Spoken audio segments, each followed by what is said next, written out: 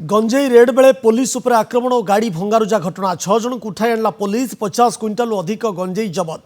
Gajapati SP Jatindra पंडा नेतृत्व में 8 platoon force जुबो पीडीएर गाँव में चढ़ाऊ करथिला। पुलिस चढ़ाऊ बेले उभय गाँ सुनसान हो जाइथिला। पुलिस उभय गाँव में सर्च करने सह विभिन्न घरे जांच करी प्राय 50 क्विंटाल गंजेई जबत करने सह 6 जन को गिरफ्त करिछि।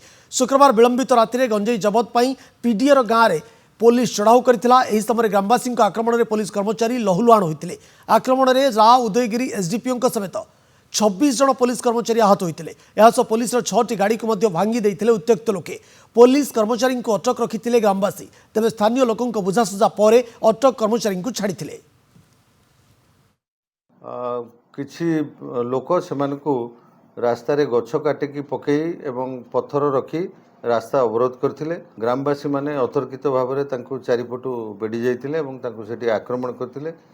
एथिरे हमरो एसडीपीओ एवं आईआईसी को समेत 26 जन पुलिस कर्मचारी आहत होइछंती। हमरो पुलिस कर्मचारी सेमानक सहित कोनोसी तांकर दुश्मनी नथिला।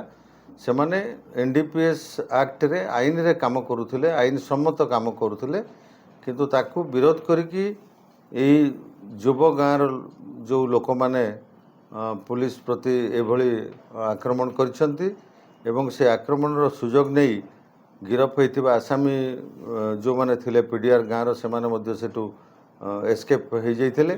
खूब शीघ्र आमे आ उपरे निर्दिष्ट व्यक्ति जो माने कि पुलिस प्रति आक्रमण करिसंती एवं पुलिस काम रे बाधा देइसंती सेमानक प्रति दृष्टांतमूलक कार्य आमे कार्यानुष्ठान ग्रहण करिबु।